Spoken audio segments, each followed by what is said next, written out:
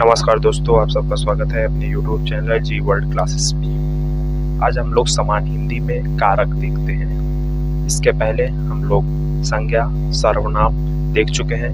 आज हम लोग आइए कारक देखते हैं। कारक देखने के पहले सबसे पहले कारक का काम देखते हैं, क्या होता है। शब्दों के संबंध को बताने और सार्थकता लाने का काम कारक करते हैं। यानी कारक का जो काम होता है संबंध को बनाने और सार्थकता को काम का यानी सार्थकता लाने का काम कारक करते हैं।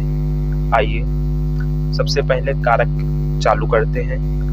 एक एक पॉइंट पढ़ेंगे जो कॉम्पिटिटिव एग्जाम में पूछे जाते प्रश्न बनते हैं उनसे।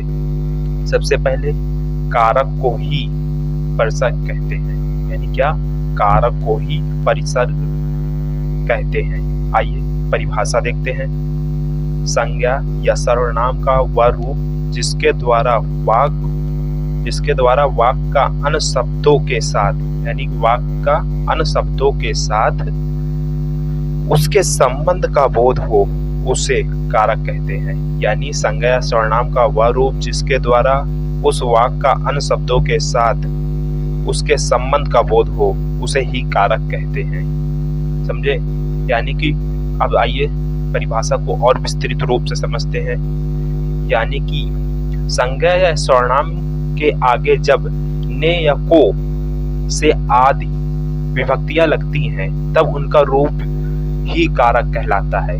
यानी संज्ञा या सर्वनाम के बाद जो विभक्तियां लगती हैं वो विभक्तियां ही कारक कहलाती हैं। यानी वो विभक्तियां के द्वारा वाक्य को जोड़ा जाता है। यानी कि वाक्य में सार्थकता लाई जाती है।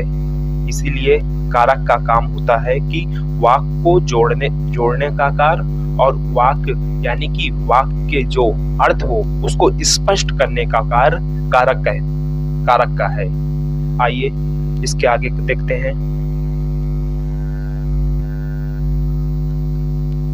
हम लोगों ने परिभाषा देख लिया है कि संज्ञा सर्वनाम के जिस रूप से उसका संबंध वाक्य किसी दूसरे शब्द के साथ विशेष रूप से क्रिया के साथ ज्ञात हो, उसको कारक कहते हैं। यानी कारक की परिभाषा समझ ली हमने, उसको विस्तृत रूप से समझा है कि संबंध को बताने और वाक्य को स्पष्ट करने का कार्य कारक करते हैं।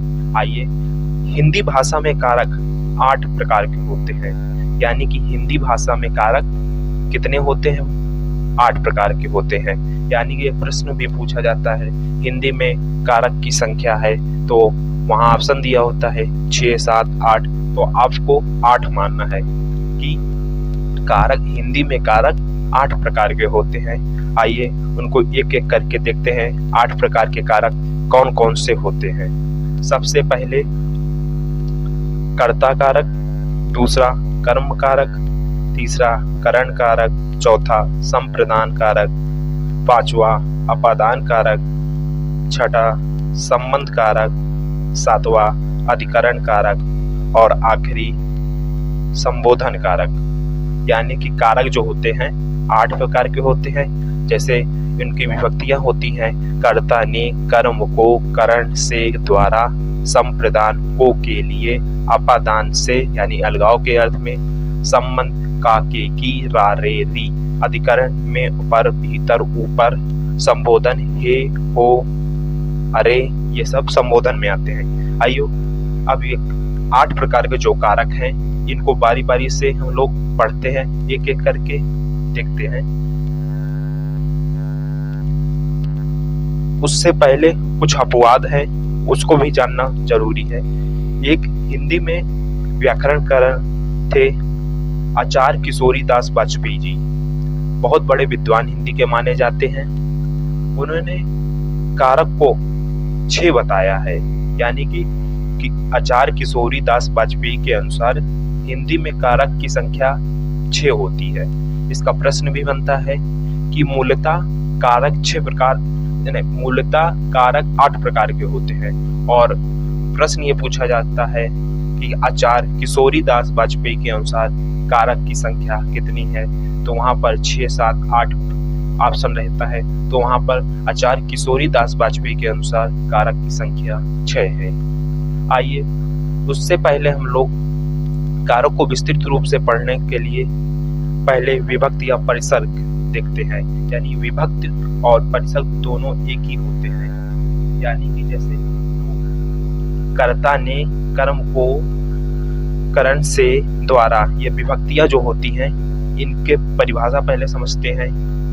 जिन प्रत्यय शब्दों से, यानी कि जिन प्रत्यय शब्दों से कारक की स्थिति अर्थात उनका अन्य शब्दों के साथ संबंध व्यक्त होता है उसे ही परिसर्ग या विभक्ति कहते हैं।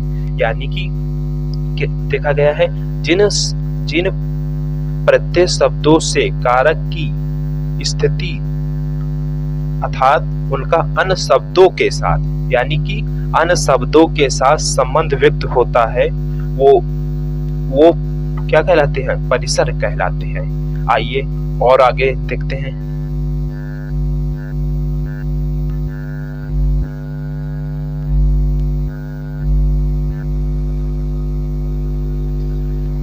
आगे देखते हैं जैसे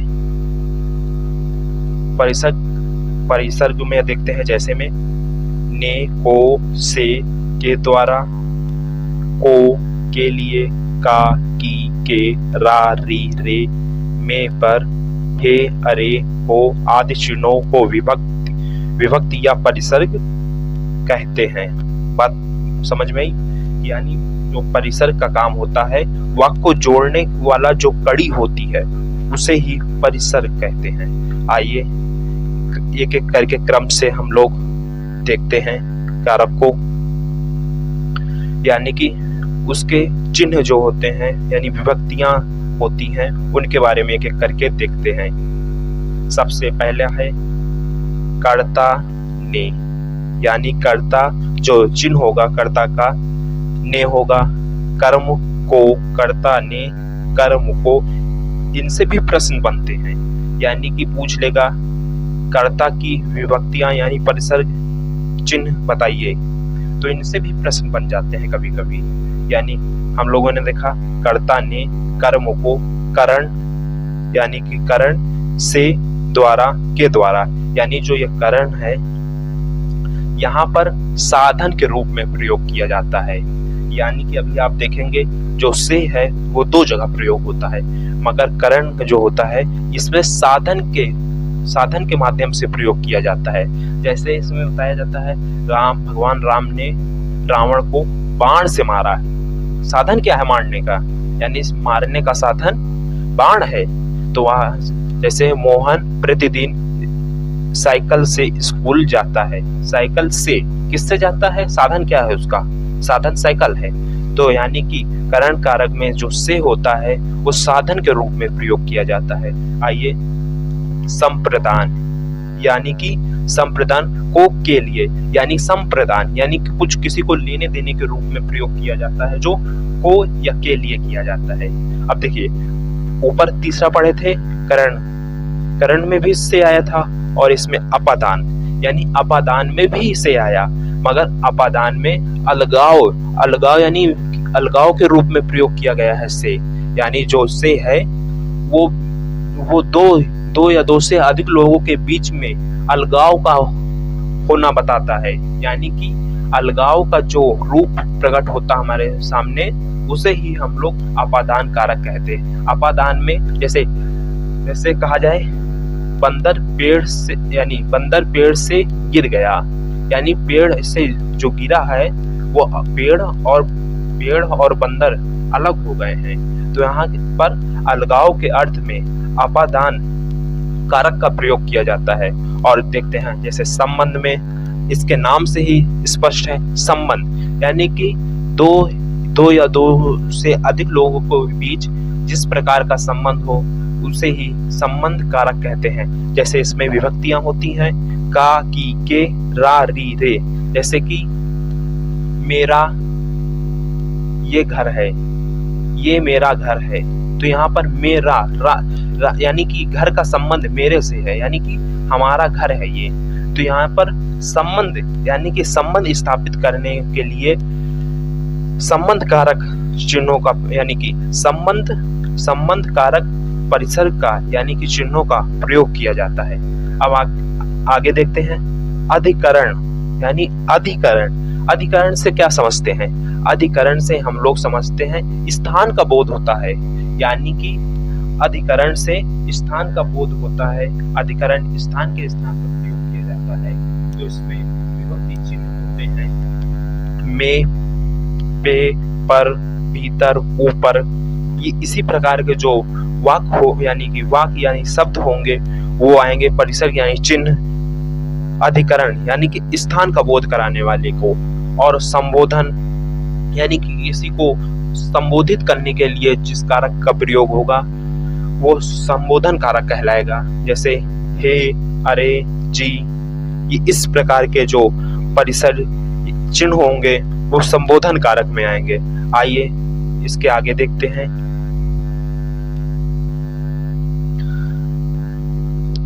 इसके आगे है परिसर्गों चिन्हों का प्रयोग संज्ञा सर्वनाम के अंत में किया जाता है, यानी कि जैसे राम ने पुस्तक पढ़ी, तो यहाँ पर राम संज्ञा है। संज्ञा के बाद क्या है? कारक है, यानी कारक ने यानी कि कर्ता कारक है। कर्ता कारक की विभक्ति यानी चिन्ह है, यानी कि परिसर्ग है, यानी ने जो है, यानी कि यही बात बताई जा रही है। परिसर्ग चिन्हों का प्रयोग संज्ञा सर्वनाम के अंत में किया जाता है। जो हमारे 8 प्रकार के कारक होते हैं उनमें से जो 7 प्रकार के कारक होते हैं संज्ञा या सर्वनाम के बाद ही कारक चिन्ह का प्रयोग किया जाता है। सीधी सरल सी बात यह है कि जो 7 प्रकार के कारक होते हैं उनके संज्ञा या सर्वनाम के बाद ही कारक चिन्हों का प्रयोग किया जाता है। वही चीज यहाँ भी बताया गया है, संज्ञा या सर्वनाम के अंत में किया जाता है, यानी परिसर्ग चिन्हों का यानी कारक चिन्हों का प्रयोग संज्ञा या सर्वनाम के अंत में किया जाता है। मगर यहाँ पर एक अपवाद होता है कि जो संबोधन कारक है, आप जैसे पढ़े होंगे हे राम, ये क्या हो गया, तो यहाँ जो संबोधन के लिए हे राम कहा गया है, तो यहाँ पर क्या है? वो कारक यानी कि कारक चिन्ह है। तो यहाँ पर अपवाद के रूप में बनता है संबोधन जो कारक होता है के लिए प्रयुक्त होने वाले चिन्हों का प्रयोग प्रायः शब्दों के पूर्व में किया जाता है, यानी कि जो 7 कारक हम लोग ऊपर देख चुके हैं उनमें संज्ञा सर्वनाम के बाद कारक चिन्हों का प्रयोग किया जाता है। और सरल भाषा में बात कहें तो जो संबोधन कारक होता है उसमें कारक चिन्ह का प्रयोग संज्ञा सर्वनाम से पहले किया जाता है। यही बात यहाँ पर समझाने की बात कही गई है। ये आप लोग आई होप समझ गए होंगे। अब इसके बाद हम लोग एक एक करके देखते हैं कौन सा कारक में क्या होता है, उसको विस्तृत रूप से पढ़ते हैं कि हम लोग ऐसा पढ़ेंगे कि जो प्रश्न पूछे जाएं उनमें हमें कोई दिक्कत ना हो। आइए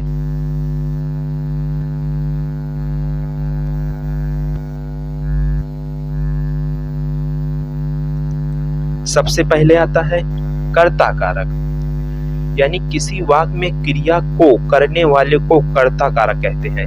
यानी कि अर्थात क्रिया के करने वाले को, क्रिया को करने वाला जो होता है वही कर्ता कारक कहलाता है। यानी कि जो कार्य करता है, सीधी सी भाषा में जो कार्य करता है उसे कर्ता कारक ही कहते हैं। आइए इसके बारे में देखते हैं। यानी कर्ता अर्थात काम करने वाला, देखिए बताया गया है कर्ता अर्थात काम करने वाला, यानी काम करने वाले को ही कर्ता कारक कहते हैं। परिभाषा देखते हैं। शब्द के जिस रूप से क्रिया यानी कार्य करने वालों का बोध हो उसे कर्ता कारक कहते हैं। यानी कि और अच्छे से समझते हैं, यानी शब्द के जिस रूप से, यानी शब्द के जिस रूप से क्रिया यानी कि कार्य करने का बोध, यानी कार्य करने का बोध हो उसे कर्ता कारक कहते हैं। कर्ता कारक कहते हैं। इसमें देखिए कर्ता यानी कि इसका विभक्ति चिन्ह ने होता है, यानी हम लोग ऊपर भी देख चुके हैं कर्ता का विभक्ति चिन्ह यानी कारक चिन्ह जो होता है वो ने होता है। आइए इसके उदाहरण के माध्यम से समझते हैं। देखिए कभी कभी क्या होता है वाक्य में आपको परिसर चिन्ह जो होंगे दिखाई देंगे और कभी कभी आपको परिसर चिन्ह दिखाई नहीं देंगे। इसमें दो प्रकार के यानी परिसर सहित और परिसर रहित दो प्रकार के प्रश्न पूछे जा सकते हैं। आपको इसमें कंफ्यूजन नहीं होना है, आपको अच्छे से आज समझ लेना है कि इसके बाद कोई भी कंफ्यूजन ना हो। जैसे शिक्षक ने पाठ पढ़ाया, पहले हम लोग सहित देखते हैं कि आपको कारक जो दिखेगा, जो कारक आपको वाक्य में दिखेगा तो आप लोग पहचान लेंगे। सबसे पहला ये सरल होता है, शिक्षक ने पाठ पढ़ाया, यानी कि कौन पाठ पढ़ाया? शिक्षक ने, शिक्षक के द्वारा काम किया गया। और इसके बाद राहुल ने पीएचडी पूरी कर ली। किसने पीएचडी पूरी कर ली? राहुल ने, यानी पीएचडी जो पूरी की है राहुल ने, राहुल के द्वारा कार्य किया गया है। और इसके बाद देखते हैं और उदाहरण देखते हैं, मोहन ने भोजन किया, यानी कि इसके बाद जो उदाहरण होगा मोहन ने भोजन किया। भोजन किसने किया? मोहन, यानी मोहन के द्वारा कार्य किया गया है। और इसके बाद आइए परिसर्ग रहित, इसको हम लोग अच्छे से समझते हैं। यानी परिसर्ग रहित का मतलब कारक चिन्ह यानी विभक्तियां चिन्ह जो होती हैं वाक्य में हमें दिखाई नहीं देती, तो इसमें बड़ा कंफ्यूजन हो जाता है। कभी कभी जब कठिन सा कठिन या जटिल से जटिल प्रश्न बना दिया जाए तो वहां पर दिक्कत होने लगती है। तो उसको आज हम लोग अच्छे से समझते हैं। शिवम खाता है, यानी कौन खाता है? यानी शिवम ने खाता है, यानी शिवम खाता है। कौन खाता है? शिवम खाता है। जैसे बालक पढ़ता है, यानी कौन पढ़ता है? बालक, यानी बालक ने पढ़ता है, यानी बालक ने पढ़ता है। कौन पढ़ता है? बालक पढ़ता है। यानी कि यहाँ पर परिसर रहित आपको इसमें भाव के अर्थ में समझना रहेगा कि कौन सा विभक्त चिन्ह होगा। इसको अच्छे से आप लोग समझ लीजिए। आइए इसके बाद हम लोग देखते हैं, हम लोग समझते हैं कर्म कारक, यानी कि कर्म से क्या आप लोग समझते हैं? देखिए, जिस वाक्य में क्रिया का फल जिस शब्द पर पड़ता है उसे कर्म कारक कहते हैं। यानी कि सीधी सी भाषा में समझिए, यानी कि क्रिया का फल जिस शब्द पर पड़ता है उसे कर्म कारक कहते हैं। यानी क्रिया का फल जिस पर पड़ता है उसे कर्म कारक कहते हैं। आइए इसकी परिभाषा समझते हैं और फिर इसको आगे विस्तृत रूप से समझते रहेंगे। कर्म कारक यानी वाक्य में क्रिया के कार्य का फल जिस पर पड़ता है, बात वही बताई जा रही है। क्रिया के कार्य का फल जिस पर पड़ता है उसे कर्म कारक कहते हैं। यानी कि सरल भाषा में समझिए, क्रिया के कार्य का फल यानी कि क्रिया जो होती है कार्य का फल जिस पर पड़ता है उसे ही कर्म कारक कहते हैं। यानी इसका विभक्त चिन्ह को होता है, यानी कि यहाँ कर्ता के साथ ने विभक्त चिन्ह थी और कर्म के साथ को चिन्ह आएगा, को आ जाएगा। अब आइए उसको उदाहरण से समझते हैं।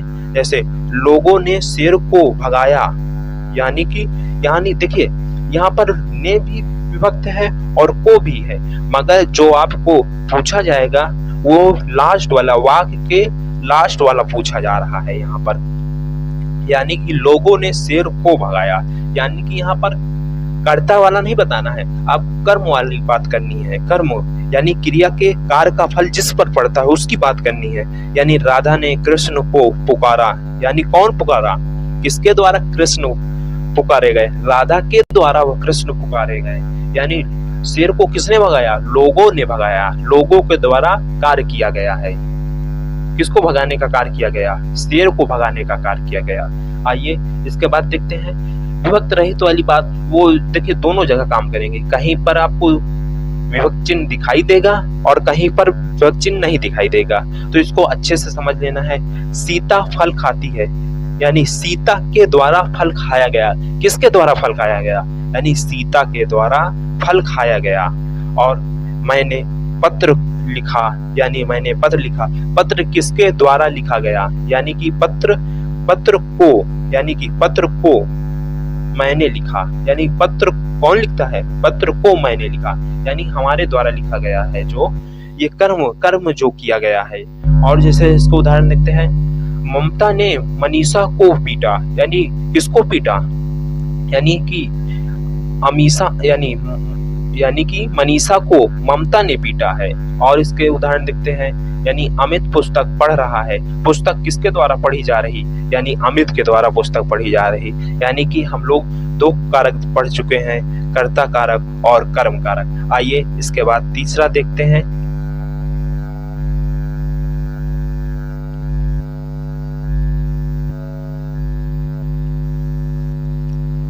इसके बाद हमारा आता है करण कारक।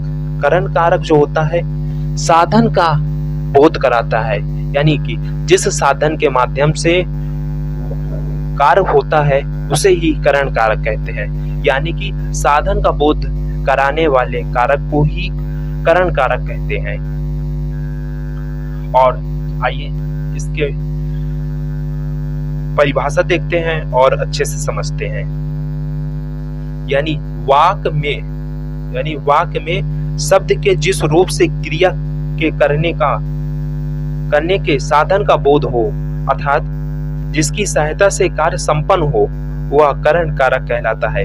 यानी कार्य जिसके माध्यम से संपन्न हो, यानी कि जिसकी सहायता या माध्यम से कार्य संपन्न हो, उसे ही करण कारक कहते हैं। और इस सरल भाषा में समझे, यानी साधन से या जिसके द्वारा पूरी की जाती है, यानी जिस साधन से कार्य पूरा किया जाए उसे ही करण कारक कहते हैं। आइए इसके बाद देखते हैं। इसका विभक्त चिन्ह से या के द्वारा या केवल द्वारा होता है, यानी कि से द्वारा या के द्वारा होता है, आपको याद रखना है। आइए इसके उदाहरण देखते हैं हम लोग। सबसे पहला उदाहरण है, भगवान राम ने रावण को बाण से मारा।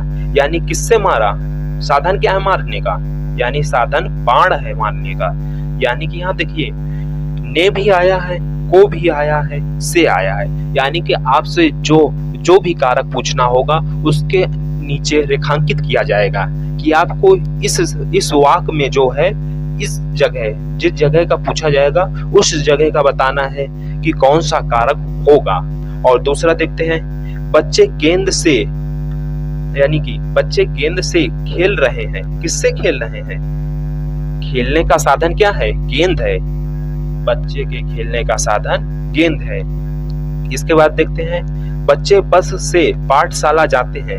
यानी पाठशाला जाने का साधन क्या है, माध्यम क्या है, बस है। यानी कि बस के द्वारा, यानी बस से, यानी कि इसको हम लोग ऐसे कहते हैं, बच्चे बस के द्वारा पाठशाला जाते हैं, ऐसे भी कह सकते हैं। और ये तो ऐसे भी कह सकते हैं, बच्चे बस से पाठशाला जाते हैं। तो ये, और इसको विभक्त रहित में भी कह सकते हैं, बच्चे बस द्वारा पाठशाला जाते हैं। और इसके उदाहरण देखते हैं, जैसे राधा लेखनी से लिखाती है। किससे लिखाती है, लिखाने का माध्यम क्या है, लेखनी से। कोई लेखनी है उसके द्वारा लिखा जा रहा है। जैसे गणेश ने वासु को डंडे से पीटा। यानी गणेश जो है वासु को कैसे पीट रहा है, डंडे से। यानी माध्यम क्या है, डंडा है, यहाँ पर डंडे से पीट रहा है।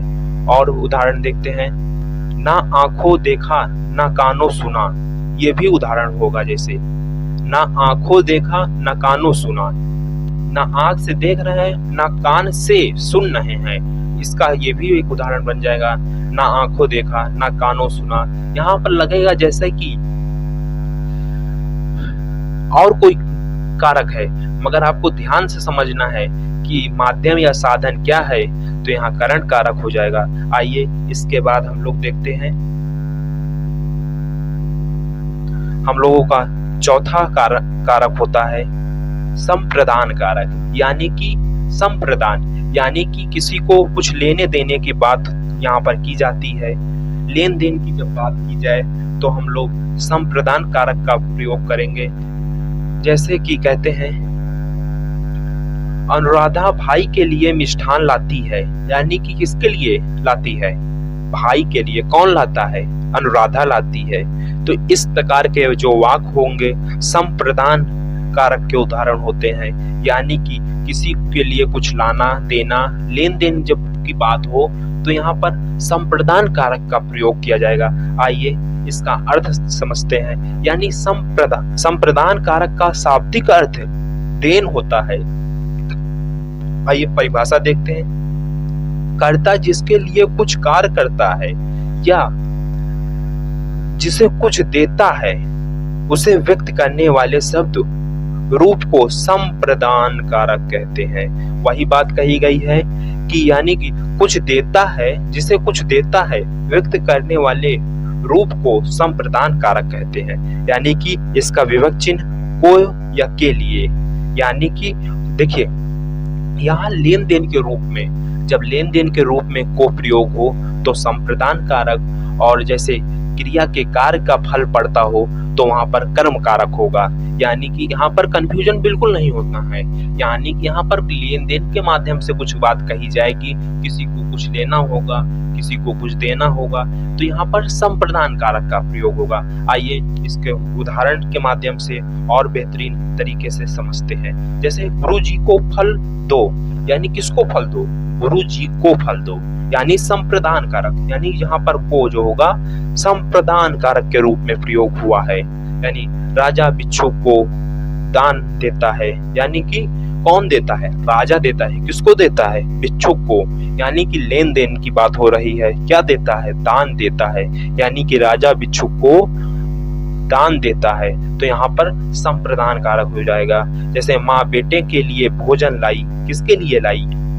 यानी कि लेन देन की जब बात हो, लेन देन के माध्यम से वाक का प्रयोग किया जाए तो वहां संप्रदान कारक होगा। जैसे माँ ने बेटे के लिए भोजन लाई, यानी भोजन किसके लिए लाई? बेटे के लिए। कौन लाई? माँ लाई। तो यहाँ संप्रदान। और इसके उदाहरण देखते हैं। जैसे स्वास्थ्य के लिए सूर्य नमस्कार करो, यानी किसके लिए? स्वास्थ्य के लिए, यानी कि स्वास्थ्य के लिए सूर्य नमस्कार करो। यानी संप्रदान कारक की विभक्ति को या के लिए होती है। आइए इसके बाद जैसे सूर्य को नमस्कार करो, यहाँ पर किसी को कुछ लेने देने वाली जब बात की जाएगी तो यहाँ पर संप्रदान कारक हो जाएगा। आइए इसके बाद हम लोग देखते हैं पांचवा, देखते हैं अपादान कारक।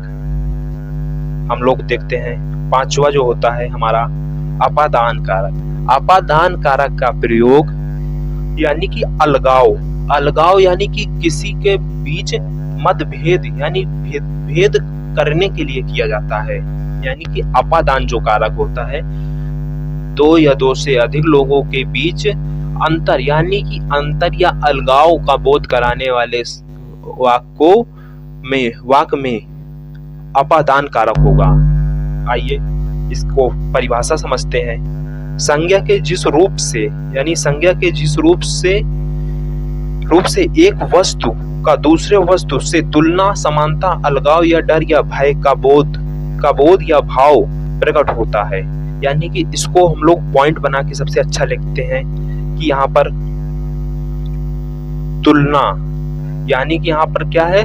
तुलना, समानता, अलगाव या डर या भय का बोध या भाव प्रकट होता है। यानी कि तभी, यानी कि जैसे कि किसी के बीच तुलना की जाती है, दो या दो के बीच जब तुलना की जाती है तो उनके बीच अलगाव होता है, तो इसीलिए ये क्या है? अपादान कारक। यानी कि यहाँ पर इसका विभक्त चिन्ह से होता है। यानी हम लोगों ने करण में पढ़ा था कि वहाँ साधन के माध्यम से किया जाता है, और यहाँ पर क्या होगा? अलगाव के अर्थ में किया जाएगा। आइए इसके कुछ उदाहरण से और अच्छे से हम लोग समझते हैं। पहला उदाहरण जैसे है, वृक्ष से पत्ते गिरते हैं, यानी वृक्ष जो है से पत्ते यानी अलग हो रहा, वृक्ष और पत्ते के बीच में डिफरेंस है, यानी कि दोनों के बीच में दूरियां हैं। दूरियां जब होंगी तो अलगाव का बोध होगा। अलगाव को इतनी देर से हम लोग अलगाव की बात कर रहे हैं, तो यानी कि जब दो या दो से अधिक के बीच में दूरियां होंगी, उस दूरियों को ही अपादान कारक के माध्यम से व्यक्त किया जाएगा।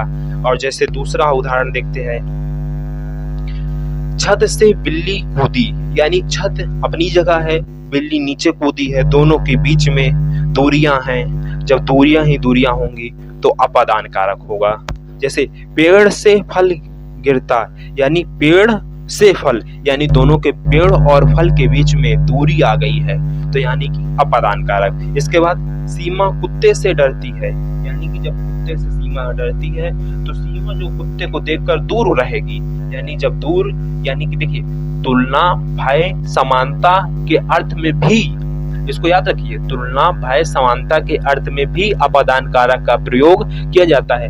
तुलना भी की जाएगी तब भी दोनों के बीच में दूरियां होंगी, समानता भी होगी तो दूरियां की बात होंगी, और भय, जब किसी से आप डरते हैं तो आप उससे दूर रहेंगे, यानी कि अपादान कारक। और इसके बाद जैसे देखते हैं, हिमालय से गंगा निकलती है, जब हिमालय से गंगा निकलती है, हिमालय अपने जगह होगा, गंगा जब निकलेंगी तो दोनों के बीच में दूरियां होंगी, हिमालय से गंगा निकलती है।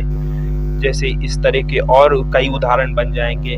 अब इसको उदाहरण के लिए हम लोग इसमें अभी वो देखेंगे, प्रश्न देखेंगे। अब पहले हम लोग टॉपिक वाइज कंप्लीट कर लेते हैं, उसके बाद हम लोग इसमें ऑब्जेक्टिव, यानी कि जो वस्तुनिष्ठ प्रश्न पूछे गए हमारे प्रीवियस ईयर में या पिछले जो एसएससी या यूपी TPSSC के द्वारा जो परीक्षाएं या पुलिस के द्वारा जो परीक्षाएं कराई गई हैं, उनमें उन प्रश्नों को हम लोग अच्छे से समझेंगे और उनके माध्यम से हम लोग और बेहतरीन अपने आप को कर पाएंगे। अब इसमें हम लोग पढ़ते हैं संबंध कारक, यानी कि हम लोग पहले ही बात कर चुके हैं संबंध कारक के बारे में, यानी कि संज्ञेय सर्वनाम के जिस रूप से किसी अन्य शब्द के साथ संबंध प्रकट हो उसे ही संबंध कारक कहते हैं। यानी संज्ञेय, उसी वही बात यहाँ पर परिभाषा के रूप में कही गई है, यानी कि संज्ञेय सर्वनाम के जिस रूप से किसी एक वस्तु का दूसरी वस्तु समानता क्रिया के साथ संबंध प्रकट हो वह संबंध कारक कहलाता है। यानी संबंध कारक में एक दूसरे के बीच संबंध का बोध होता है, वही संबंध कारक कहलाता है। आइए इसकी कुछ विभक्त चिन्ह होते हैं, का, के, की, रा, रे, री के माध्यम से व्यक्त किया जाता है। आइए हम लोग इसमें उदाहरण के माध्यम से समझेंगे तो और अच्छा या बेहतरीन समझ पाएंगे। जैसे उदाहरण है, वह कार मेरी है, यानी कि वह कार और वह कार किसकी है, यानी कि मेरी, यानी संबंध, यहाँ पर संबंध बताया जा रहा है, यानी कि इसमें मेरी यानी री जो है यहाँ संबंध बता रहा है। जैसे यह मेरा घर है, यह घर किसका है, यानी मेरा घर है, यानी कि संबंध बताया जा रहा है। युवराज अजीत का बेटा है, यानी युवराज किसका बेटा है, यानी अजीत का बेटा है। जैसे मेरी घड़ी खो गई, यानी कि यहाँ पर मेरी घड़ी क्या है, हमारी घड़ी खो गई है, यानी कि संबंध बता रहा है कि जैसे कोई चीज मेरी घड़ी खो गई है। और इसमें देखते हैं उदाहरण, मैंने अपनी पुस्तक लिखी, यानी कि अपनी स्वयं की बात, यानी कि जब संबंध के रूप में बताया जाता है, एक शब्द का दूसरे शब्द के साथ संबंध या एक वाक्य के साथ दूसरे वाक्य का संबंध बताया जाए तो यहाँ पर संबंध बोधक यानी संबंध कारक हो जाएगा। आइए इसके बाद हम लोग अधिकरण कारक देखते हैं और उसके भी माध्यम से प्रश्न को बनाएंगे।